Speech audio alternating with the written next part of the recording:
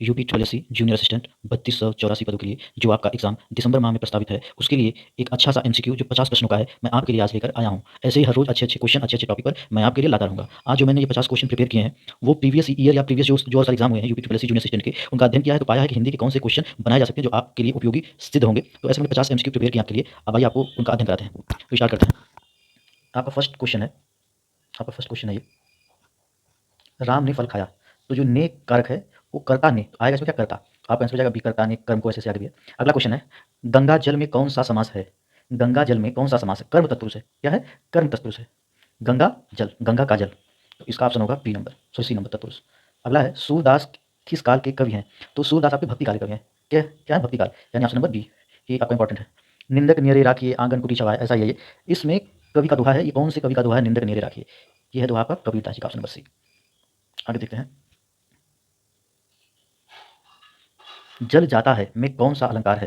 अब यहाँ पे विरोधाभास है। क्या है, जल जाता है, इसमें क्या है, विरोधाभास अलंकार है। ध्यान रखिएगा, बहुत इंपॉर्टेंट है। ऐसे इसको आपको याद करना है। ये सेम क्वेश्चन कई बार कई एग्जाम में आ चुका है। जल जाता है में कौन सा अलंकार है, विरोधाभास अलंकार है।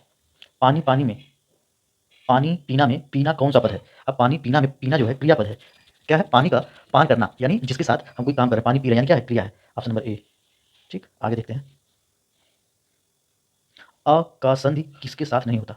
छोटा है ना, छोटा आ का संधि किसके साथ नहीं होता। तो छोटा आ का संधि छोटा आ के साथ नहीं होता। बहुत इंपॉर्टेंट क्वेश्चन है, डी नंबर। मनुष्य शब्द किस भाषा से लिया गया है। मनुष्य शब्द आपका संस्कृत भाषा से लिया गया, ऑप्शन नंबर बी। अगला देखते हैं, काला अक्षर भैंस बराबर मुहावरे का अर्थ क्या है। आप बताइए, काला अक्षर भैंस बराबर मुहावरे का अर्थ क्या है, मतलब अज्ञानी व्यक्ति, अज्ञानी व्यक्ति, ऑप्शन नंबर ए। प्रेमचंद का वास्तविक नाम क्या है, ये बहुत इंपॉर्टेंट क्वेश्चन है, वेरी वेरी मोस्ट इंपॉर्टेंट, क्योंकि ये 8-10 एग्जाम में आ चुका है, कंटिन्यू 8-10 एग्जाम में आ चुका है। प्रेमचंद का वास्तविक आपसे नाम पूछा है, तो इसका नाम है धनपत राय। क्या इनका नाम है, धनपत राय नाम है। आगे देखते हैं, शिक्षक छात्रों को पढ़ाता है में छात्रों को कौन सा कारक कहते हैं। आप लोग बताइए, फटाफट कर दीजिए। इसमें क्या है, संप्रदान कारक है। क्या, संप्रदान कारक है।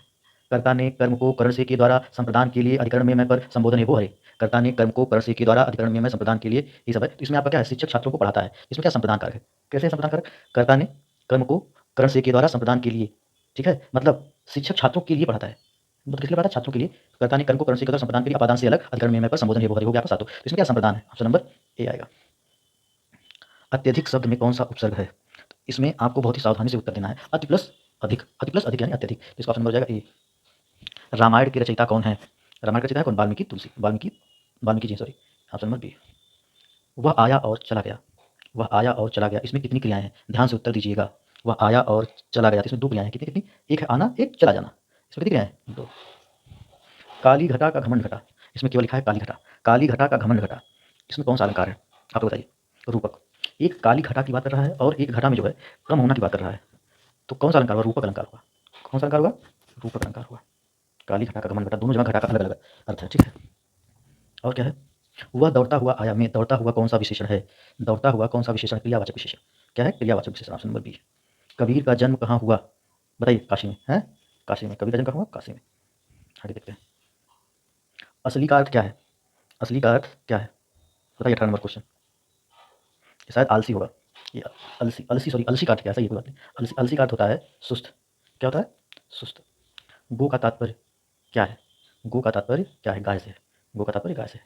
वह मिठाई खा चुका है, कौन सा काल है, मिठाई खा चुका है मतलब मिठाई खा के खत्म हो चुकी, पूर्ण वर्तमान काल। क्या है, पूर्ण वर्तमान काल। आपका डी, जब आपको डिटेल में मैं ये पढ़ाऊंगा काल, तो मैं बताऊंगा कि पूर्ण वर्तमान, अपूर्ण वर्तमान, ये सब कैसे हम क्लैरिफाई करते हैं। अब आपके साथ एमसीक्यू है, केवल आप एमसीक्यू उत्तर जानिए, एक्सप्लेनेशन के लिए मैं अलग अलग टॉपिक ले आऊंगा, आपको एक्सप्लेन करूंगा, ठीक है। वह मिठाई खा चुका में पूर्ण वर्तमान काल, इंपॉर्टेंट याद रखिएगा। बालक खेल रहा है, इसमें कौन सी क्रिया है, बालक खेल रहा है, इसमें क्या है, अकर्मक क्रिया। क्या है, अकर्मक क्रिया, ऑप्शन नंबर बी। इसमें कोई भी कर्म नहीं है। बालक खेल रहा है, क्या खेल रहा है, क्यों खेल रहा है, कोई जिक्र नहीं इसमें।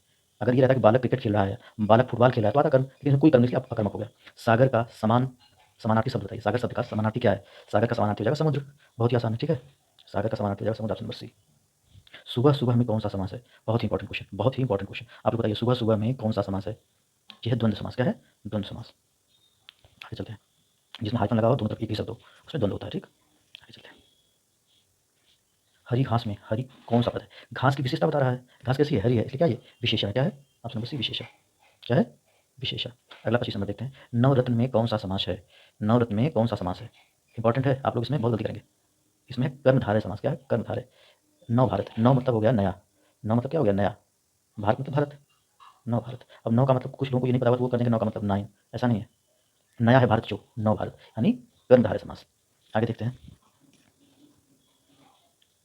माला का विलोम शब्द क्या है? माला का विलोम शब्द क्या है? माला का विलोम शब्द बताइए। माला का विलोम शब्द बताइए, बताइए आप लोग। नाला क्या हो जाएगा? माला का विलोम नाला। Option number D. देखिए, जो देश के लिए जान दे दे, क्या होता है? जो देश के लिए जान दे दे उसे हम क्या कहेंगे? क्या सैनिक कहेंगे? क्या कहेंगे? शहीद कि देशभक्त या योद्धा? अब देखिए, इसमें आपको क्लेरिफाई करना पड़ेगा। शहीद ही वो एक ऐसा शब्द है जो देश के लिए जान देता है या दे चुका है। सैनिक देश की रक्षा करते हैं, अगर जान दे दिए तो वो जो देश के लिए जान देते वो हो जाते हैं शहीद। आप उनको शहीद कर देंगे। देशभक्त, पूरा देश देशभक्त है तो जान कौन देना चाहता है? आपका ऑप्शन नंबर बी क्या है? मोस्ट अप्रोप्रिएट है। हम चलें, यह कौन सा वाक्य है? हम चलें, यह कौन सा वाक्य? इच्छावाचक, ये तो इच्छार्थक वाक्य। क्या है? इच्छार्थक वाक्य। हम चलें क्या? इच्छार्थक वाक्य। कर्मवीर में कौन सा समास है? बताइए। 29 नंबर बताइए। कर्मधारय है। कर्म से जो है वीर यानी कर्मवीर, कर्मधारय। नीति शब्द का अर्थ क्या है? नीति शब्द का अर्थ ये तो आपको पता ही होगा। नीति शब्द का अर्थ होता है नियम। क्या होता है? नियम। आगे चलते हैं। विद्या धन से श्रेष्ठ है, यह कथन किसका है? विद्या धन से श्रेष्ठ है, यह सेंटेंस किसने कहा है? महाराज चाणक्य जी ने कहा है। किसने कहा है? चाणक्य जी ने कहा है, जो सही है। अगर विद्या है तो धन आ जाएगा, लेकिन धन है तो विद्या आ जाए इसकी कोई गारंटी नहीं है। फूल का विशेषण क्या है? फूल का विशेषण क्या होगा? आपको बताइए, फूल का विशेषण क्या होगा? 32 नंबर। अगर फूल के सामने क्या लगाते हैं तो फूल का विशेषण बन जाए। लिखना फूल ना, सुगंधित फूल। बिल्कुल सही। फूल कैसा होता है? सुगंधित होता है। Option number B correct. का वर्ण कौन सा वर्ण है? क्या स्वर है? नहीं है। व्यंजन है? हाँ बिल्कुल है। संयुक्त है? नहीं है। अनुस्वर है? नहीं है। तो क्या है? व्यंजन है। क्या है? व्यंजन है। आगे देखते हैं, तुलसीदास की प्रमुख रचना कौन सी है? तो क्या है? रामचरितमानस। आप लोग सब लोग जानते हैं। Option number A. पढ़ने वाला का एक शब्द क्या है? पढ़ने वाला होता कौन है? विद्यार्थी। Option number A. मनुष्य का पर्यायवाची क्या है? मानव है। Option number A.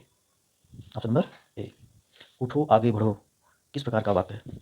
क्या आज्ञार्थक है, प्रश्नवाचक है, विस्मयादिबोधक है, विधानार्थक? बताइए क्या है? ये है आज्ञार्थक। क्या है? आज्ञार्थक। इसमें आज्ञा दी जा रही है, उठो और आगे बढ़ो। नीला आकाश, यहाँ नीला किसको विशेषित कर रहा है? आकाश को विशेषित कर रहा है।